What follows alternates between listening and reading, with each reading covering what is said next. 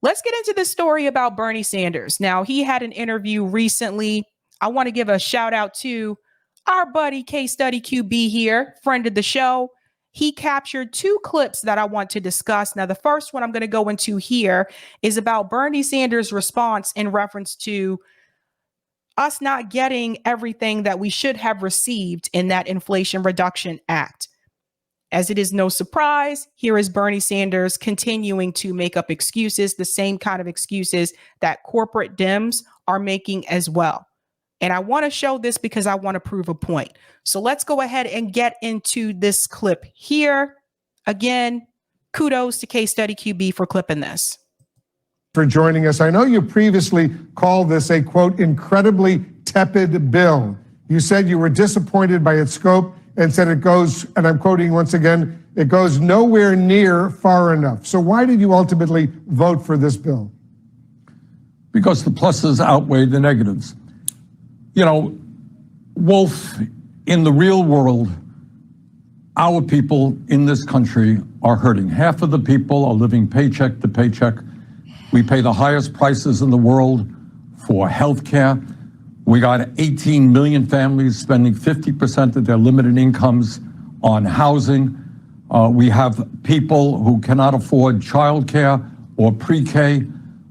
We have a home health care crisis in this country with people who are elderly or disabled are forced into nursing homes because they don't have the home health care that they need. We have millions of seniors who don't have any teeth in their mouth. They can't afford hearing aids. They can't afford eyeglasses. In other words, the working families of this country, the senior citizens, the children. We have the highest rate of childhood poverty of almost any major country. And what my understanding of what politics and government is about is to address the needs of ordinary people, not just big money interests. So the bottom line is this bill that we brought forth on Sunday had zero Republican support. We couldn't find one Republican who was. Let's just pause there for a second. All of those things that Bernie Sanders just mentioned, yes, those are things that people need in this country. Those items need to be fixed. How did this bill fix all of that? I'll wait. How did this bill fix the child poverty situation? How did this bill fix everyone not having health care in this country? It didn't. Bernie Sanders is one who will criticize and point out the flaws of a bill. He'll have a long speech about the flaws of a bill, but Bernie Sanders in the end is still going to go along with the Democratic Party and support the same bill that he's criticizing. So now he's going into this speech where he's talking about how it had zero support from Republicans. You shouldn't even need to have you shouldn't even need to have support from the Republicans if all the Democrats were on board with giving the American people these tangibles that they need in their lives just to live and survive. You don't have that. So here he is talking about the GOP, but you have Kirsten Sinema who removed items from this bill. She wanted to protect hedge fund managers. You have Joe Manchin who removed items from this bill. And you have the Senate parliamentarian who removed the $35 cap for insulin. None of those people are GOP. Let's continue. Had to stand up for working people. And you had two corporate Democrats who are not prepared to stand up for working people. And that's where it was. But if you're asking me, am I disappointed that we have not addressed the major crises facing the working class, the middle class, lower income people? I am.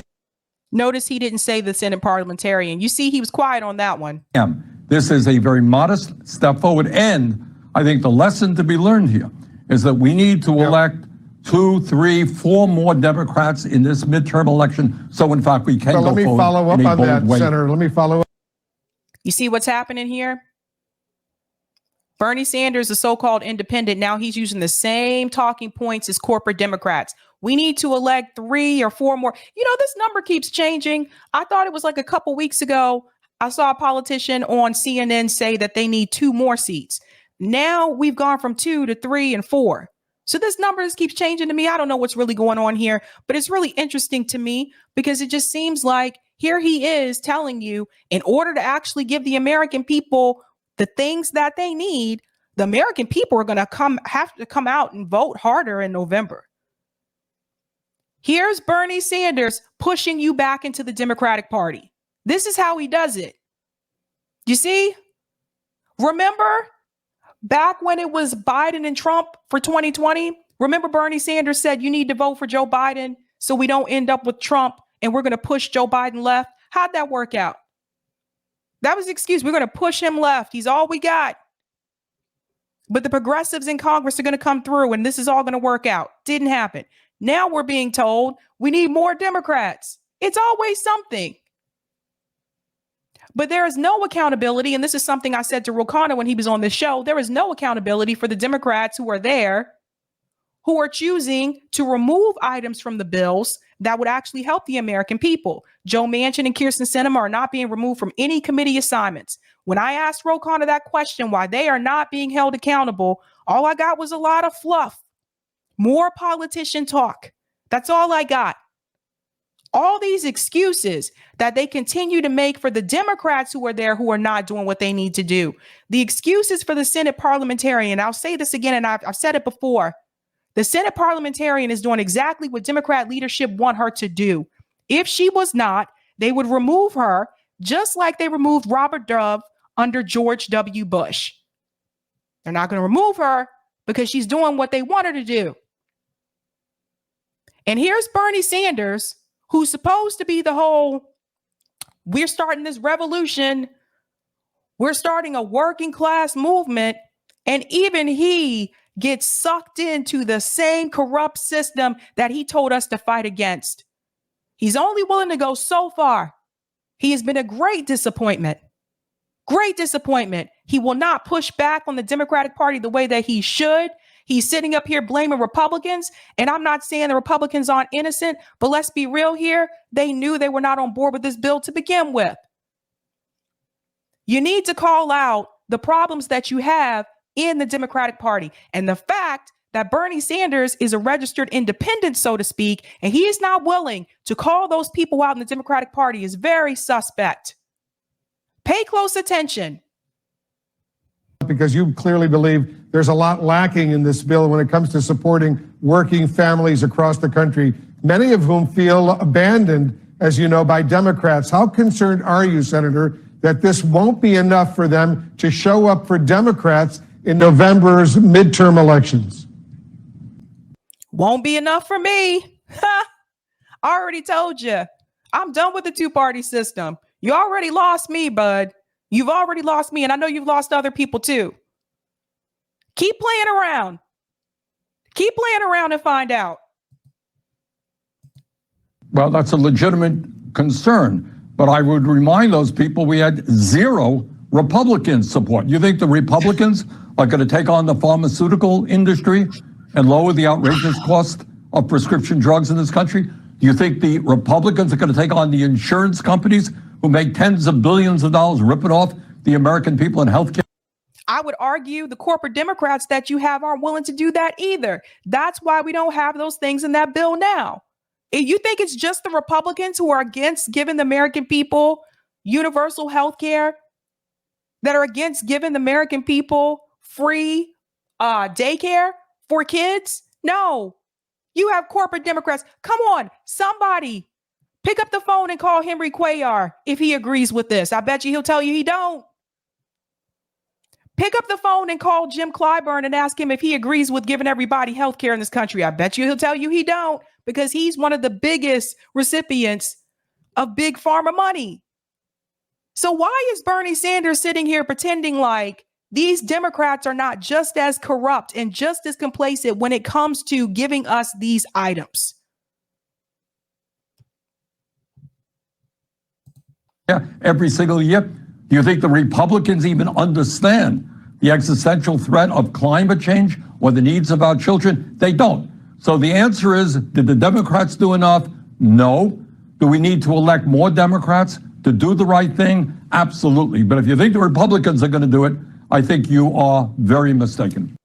He had the nerve to bring up climate when that bill actually gives money to fossil fuel companies and gives public land to fossil fuel companies. He just told you there himself, the Democrats are not doing enough, but he still wants you to come out and support them again anyway. This is the problem. I don't understand how people can still support the system. I really don't. I really don't. Keep coming out and kissing our ass, and then maybe we'll give you something. Meanwhile, they're making six figures. They're living in comfortable homes. They have good health care. They have good dental care. What do we have? It's a mess. I'm going to go to some of these comments, and then I'm going to go to that second clip from Case Study QB, which I think is even more revealing. Leroy says, rotating villain electoralism. Exactly. Robin says, Bernie led the revolution down a cul-de-sac. Hi, Robin. Shout out to Colin. Thanks for the super chat. Bernie forgot he got zero support from Dems for the amendments in the IRA bill. See that? Bernie's not going to say that, though. Now, I do want to show you this second clip here from Case Study QB. Also, Bernie Sanders, again, can't answer a simple question. And he's not the only one. Others aren't answering this question either. But how are you going to tell people that they need to fight? How are you going to tell people you leading a movement, you're leading a revolution, and you can't answer this one simple question? If you are afraid of the Democratic Party, you're not ready to lead any type of movement or revolution.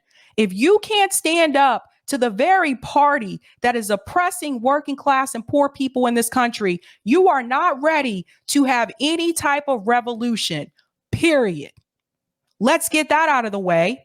Now, let's go into this clip here from Case Study. Listen to this. Do you want to see President Biden, the senator, run for a second term?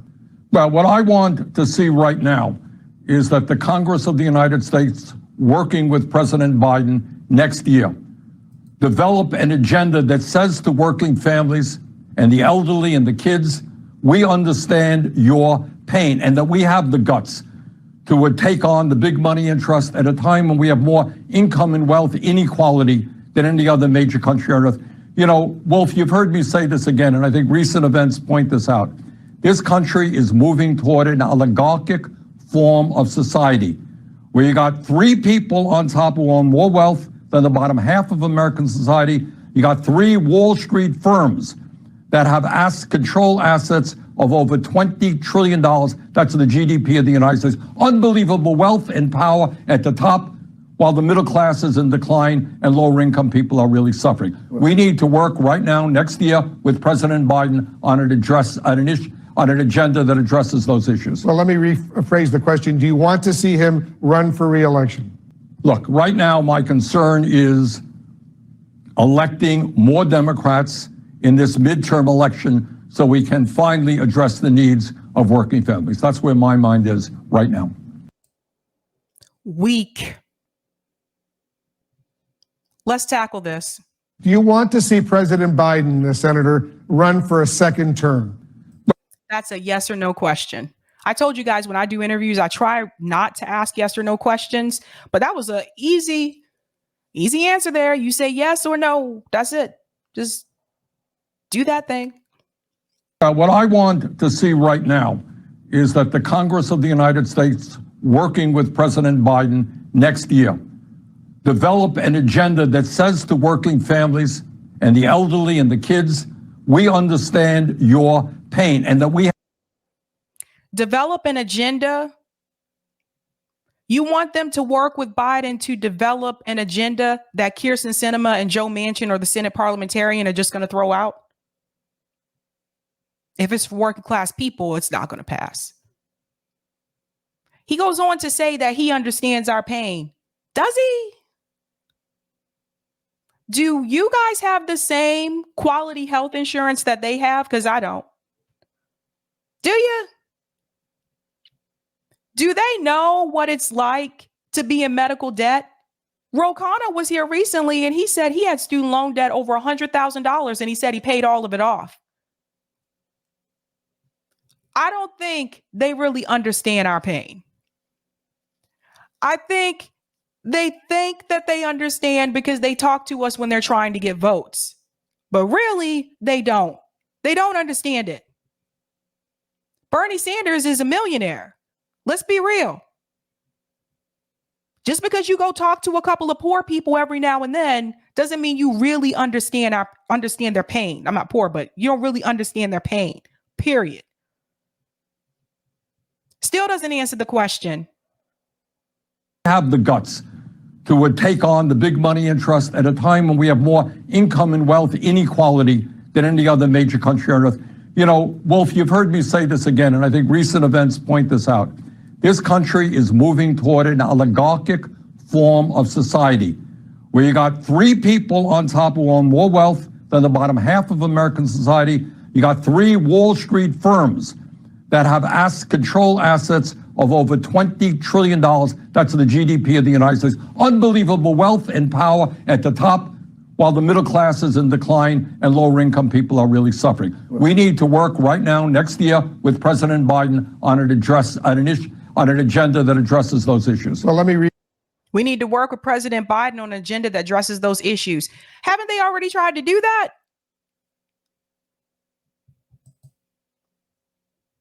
Phrase the question, do you want to see him run for re-election? Look, right now, my concern is electing more Democrats in this midterm election so we can finally address the needs of working families. That's where my mind is right now. Let's talk about this for a second. Why is it that none of them are answering these questions? Excuse me. Why is it that none of them are answering this question? AOC won't answer that question. Bernie Sanders won't answer that question. Cori Bush won't answer that question. Do you think he should run in 2024? Yes or no? I'll answer the question. No. Where's the guts? They can't even push back. This is why Bernie Sanders, you don't see him really coming on independent media anymore. This is exactly why. He don't want to have to answer that question. He doesn't want to have to hear the criticism from his own supporters here who came out, who canvassed for him, who donated to him, who believed in his movement. He doesn't want to have to hear how angry and upset we are. He don't want to hear it.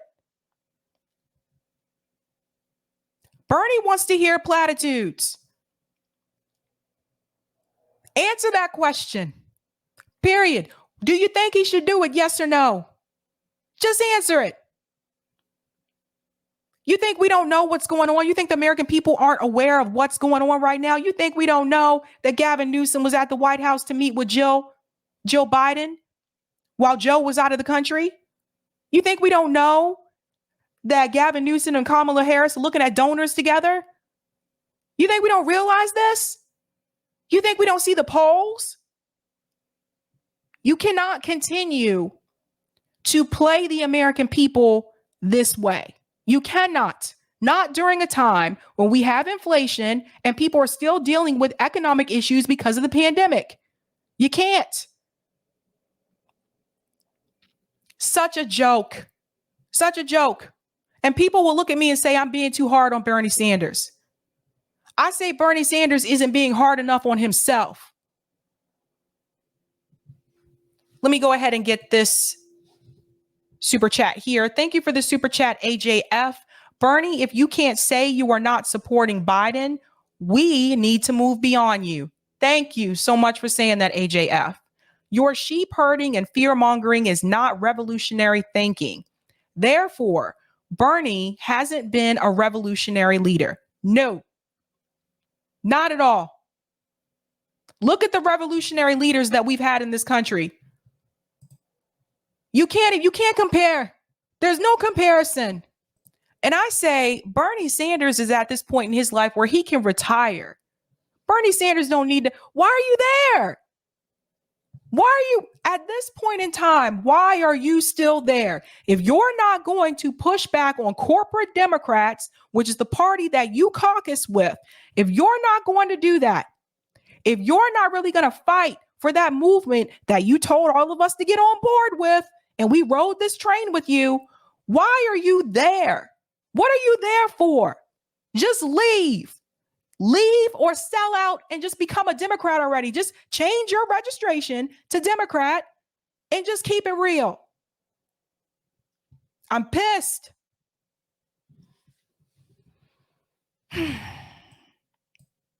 Okay. Now that was that. But anyone still defending Bernie Sanders at this point, what the hell is wrong with you?